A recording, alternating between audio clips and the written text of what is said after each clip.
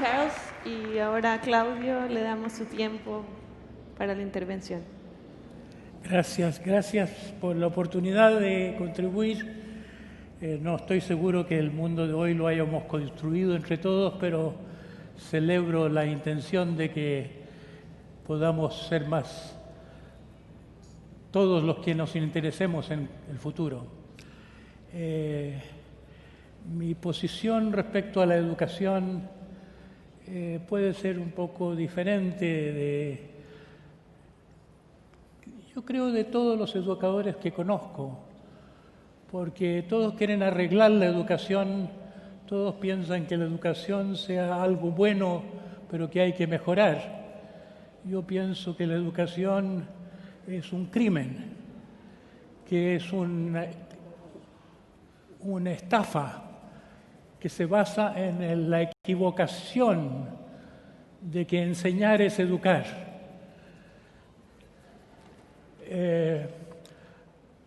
Dos de los educadores que más he apreciado, porque son pocos los verdaderos educadores a mi juicio, vivían en Quito hace poco, fundaron una escuela que se llamaba Pestalozzi y solo admitían como alumnos a personas cuyos padres declaraban darse por enterados de que no se les enseñaría nada. Aprenderían mucho, pero no se les enseñaría nada.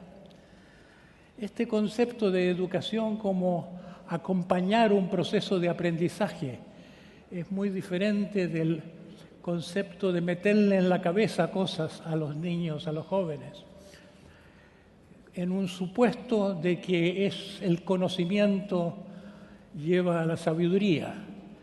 Yo creo que es todo lo contrario, que no entendemos lo que es la ignorancia. La ignorancia no es saber cosas, ignorancia es no saber ver lo que pasa, es ceguera. Por esta misma ceguera colectiva no nos damos cuenta de que la educación le roba la vida a los jóvenes, los mete en una especie de cárceles en que se los tienta con aprender muchas cosas que les van a servir, pero en realidad la educación no enseña más que a pasar exámenes, a llenar unos formularios en que después les sirven para tener un ticket al trabajo. Para mí educar es, como dice la palabra, sacar de dentro, fomentar el desarrollo de lo que somos. Y como nuestra presentadora decía, no es solo aprender, sino que aprender a aprender, aprender a convivir, como la UNESCO formulaba, y especialmente aprender a ser. La educación que tenemos no nos enseña ni a ser libres, ni a ser amorosos, ni a ser sabios. Nos enseña a tratar de ser como los computadores, como las máquinas de pensar, pero nunca estaremos a la altura de esas máquinas. Nos enseña a transformarnos en una especie de fantasmas intelectuales que no viven, que no saben lo que es la vida. Incluso grandes educadores como Edgar Morin habla de saber, comprender, pero ¿qué es eso de la educación para la vida?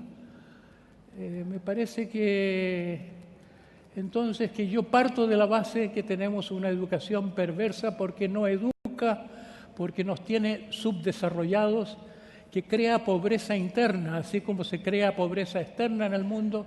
Nuestra primera conferencista fue tan elocuente con eso, pero también se crea mucha riqueza, pobreza de que no somos lo que podríamos ser. Tenemos una mente intelectual, nos proclamamos Homo sapiens sapiens, pero nos volvimos Homo demens. Y la tecnología y la ciencia han ido paralelo a la degradación ética, a la pérdida del corazón, a la pérdida de humanidad, pérdida de relaciones, pérdida de calidad de vida y todo lo demás. Entonces, yo creo que la educación es el socio invisible de lo que Eisenhower llamaba el complejo militar industrial. Hoy día sería el complejo financiero militar industrial. Para eso domina el mundo y La educación es el socio que tiene buena cara, que pone una buena cara, tiene las mejores intenciones, trata de diseñar los currículums en forma más favorable y da vueltas y vueltas a sus proyectos de mejora, pero fundamentalmente la más obsoleta de nuestras instituciones. Entonces, eso como prólogo a que mi punto de vista es poco tolerable por las autoridades. Y sin embargo, si he aceptado venir a este Congreso, no es solo para hablar, porque estoy ya demasiado viejo para hablar por hablar, ni siquiera a esta propuesta de contribuir a la gloria patriótica de un país que quiere mostrar que tiene gente inteligente, no me bastaría para estar acá. Vengo por la esperanza de que alguien me oiga y que que Chile llegue a ser un país pionero, de que haga la gran reforma de la educación que se necesita, que no sea más la repetición de este modelo tradicional que solamente enseña y no ayuda al autoconocimiento, que sería el comienzo de la sabiduría.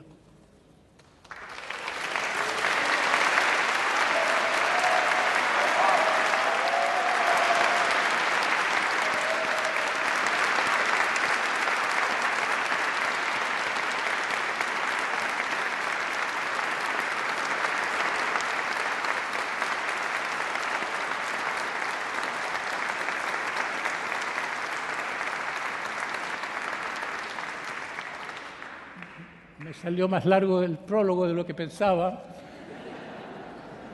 pero como me dijeron que tenía 15 minutos, aunque yo suelo improvisar, preferí en esta ocasión hacer algunas notas. El tema que he propuesto para mi intervención aquí es una educación sanadora para una sociedad que no se sabe enferma. Una educación sanadora se puede decir de muchas maneras, una educación transformadora, una educación para el desarrollo humano.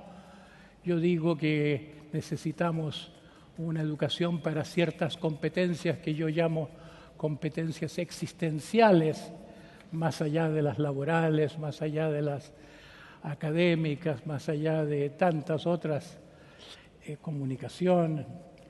Y esto de que una sociedad que no se sabe enferma, me apoyo en un concepto que Freud formuló en el último de sus libros, El malestar de la civilización, donde dice que la neurosis universal es el precio que pagamos por una sociedad policial. Pero decía Freud que necesitamos una sociedad policial porque somos mitad buenos y mitad malos. Y hay que asegurarse de que se fomente lo bueno y no se permita lo malo. Se ha desde entonces pensado mucho acerca de la validez de este pesimismo de Freud. Posteriormente, Wilhelm Reich, el discípulo más interesado en asuntos sociales, y luego la psicología humanista que vino después, tomaron una posición distinta. No que somos intrínsecamente malos, como pensaba Freud y como pensó toda la tradición judeo-cristiana, con la idea de la caída del paraíso y el pecado original, sino que últimamente se piensa que tal vez seamos intrínsecamente buenos, como los árboles, que tal vez seamos, me recuerdo una pegatina de alguien que decía, Lord, make me as my dog thinks I am. Señor, haz que sea yo como mi perro cree que yo soy. Es decir, los perros tienen buen corazón. Los perros, los caballos, los gatos son seres amorosos. Somos los humanos que perdimos esa capacidad amorosa porque nos volvimos canallas, es decir, civilizados. La civilización es una barbarie que supo autoidealizarse, pero somos los descendientes de los bárbaros que al origen de las civilizaciones, por causa de la sequía y del hambre colectiva, tuvimos que aprender a no ser simplemente cazadores, sino que volvernos rapaces.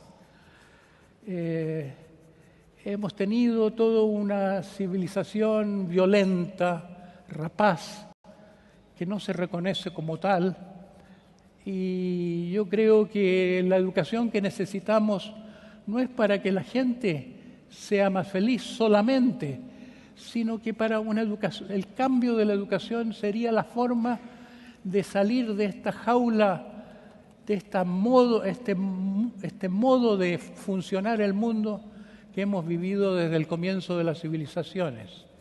Yo creo que la crisis por la que atravesamos es la crisis de la civilización, la crisis de hábitos de vida que ya no son legítimos. Problema central, yo lo llamo esto, no solo la neurosis universal, sino la mente patriarcal. Cuando la civilización está basada en la toma del poder por el hombre, no la mujer, por los hombres, para establecer un gobierno jerárquico basado en la obediencia y para la obediencia la acusación y el castigo.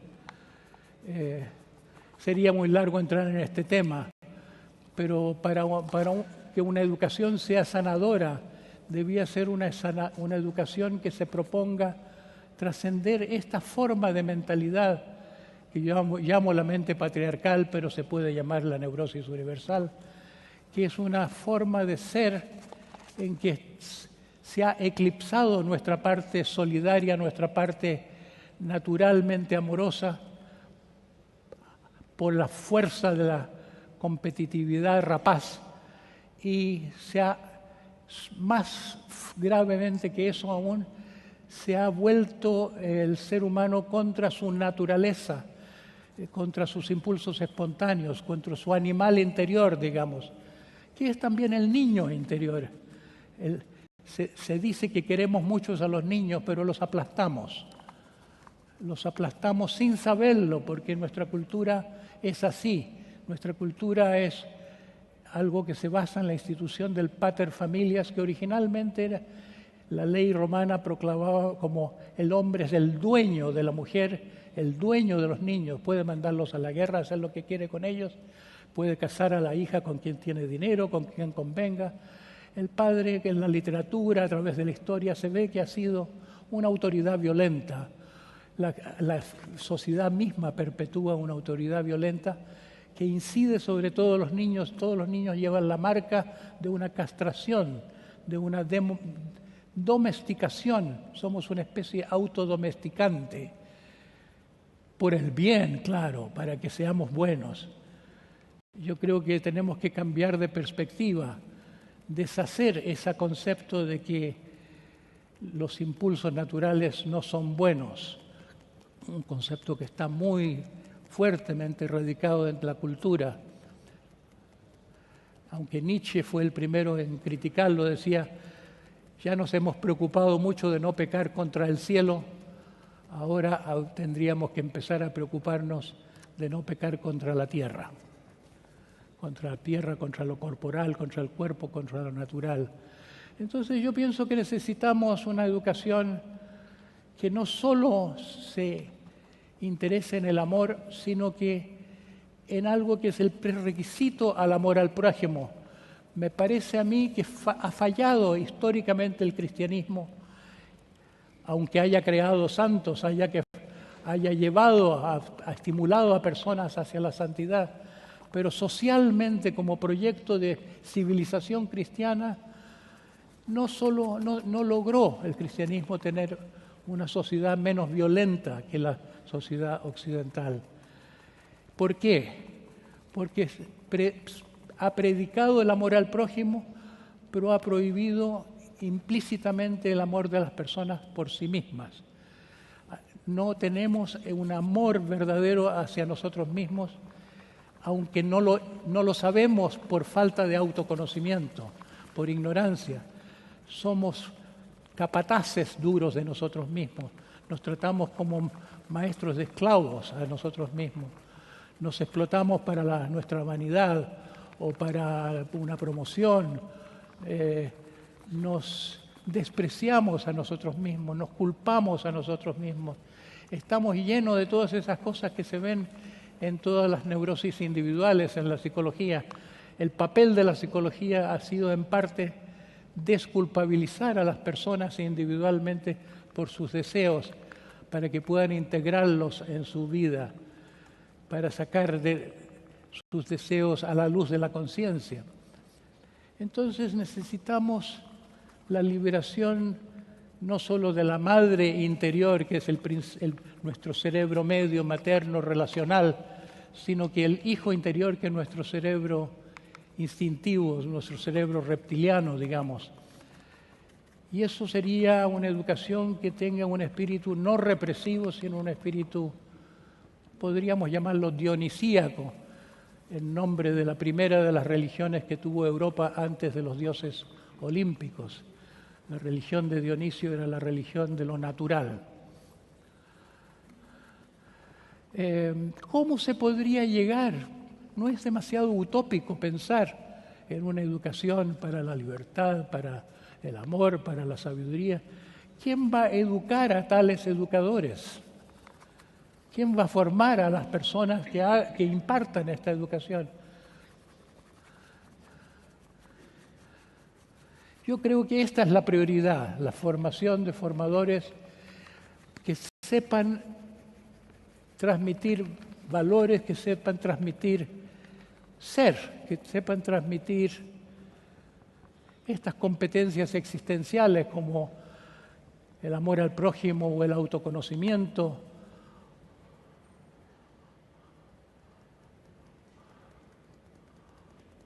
o el sentido de los valores, o la libertad, o el desapego, que no existe entre los ítems del mundo de la psicología.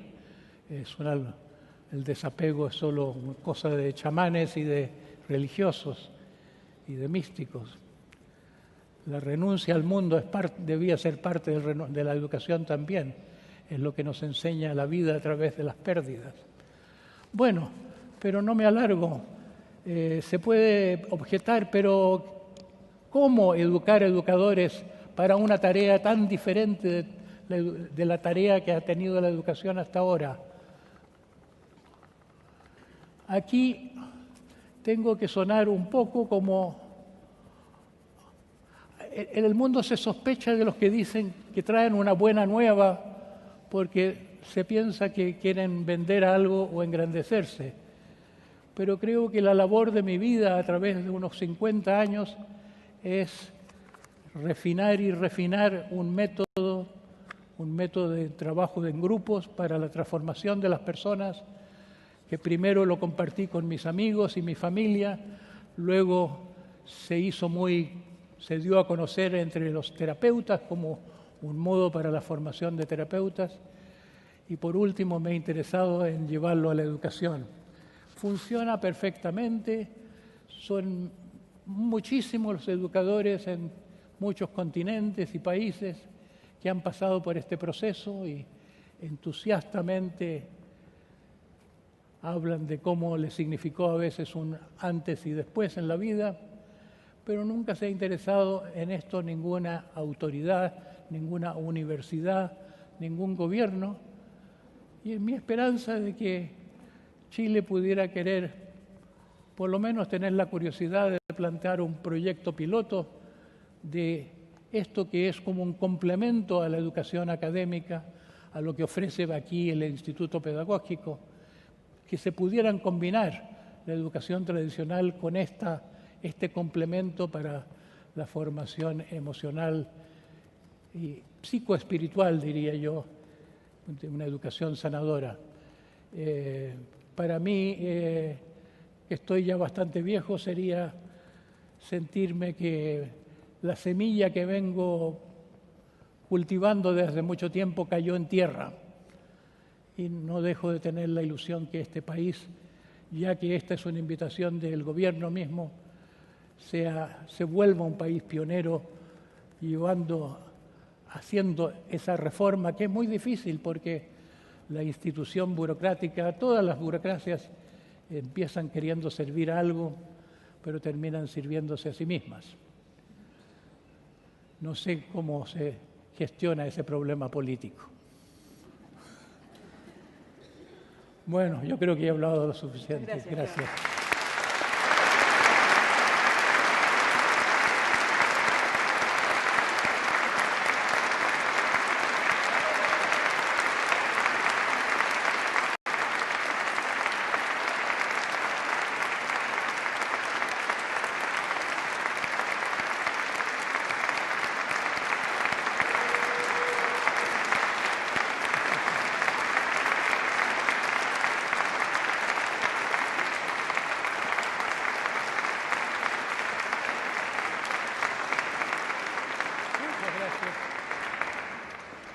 Bueno, agradecerle a los dos panelistas por su intervención y me gustaría solo tomar un par de puntos para llevarnos para la casa, para reflexionar y poder seguir buscando estas conexiones posibles.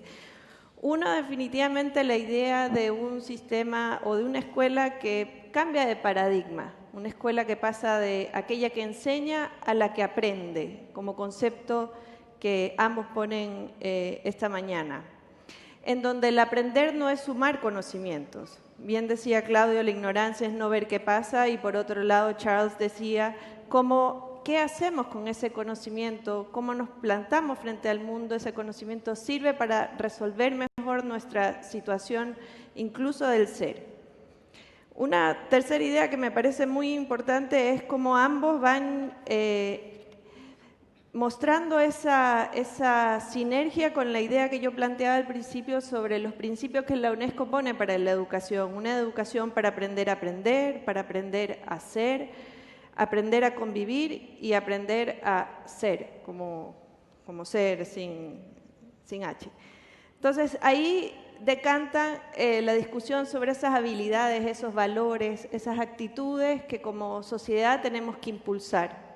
El autoconocimiento también como base fundamental para un aprendizaje, para ser más libres, para poder efectivamente conectarnos de otra manera y por lo tanto tener un aprendizaje profundo.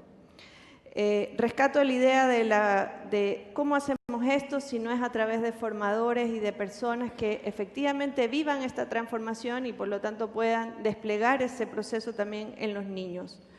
Me gustaría también finalizar quizás con la idea de los valores, porque los valores es lo que finalmente va a hacer que una sociedad, y eso usted lo mencionaba, Charles, en su libro, y de alguna manera también Claudio lo pone vehementemente, lo pone sistemáticamente. Los valores es lo que nos va a hacer de alguna manera una sociedad más tolerante o menos tolerante, más consumista o menos consumista, más individualista o más colaborativa. Y eso se intenciona, eso no se da porque sí, eso es porque hay una educación que se pone al servicio de esos valores. Entonces, irnos con esas ideas porque el siglo XXI tiene ese desafío de que efectivamente vienen las máquinas y la tecnología detrás, pero en el centro está el ser humano, y un ser humano que es capaz de plantarse frente a ese desafío y tomar autoconciencia de la sociedad en la que vive. Así que, una vez más, agradecerles a Charles y a Claudio por su inspiración y, bueno, un aplauso adicional.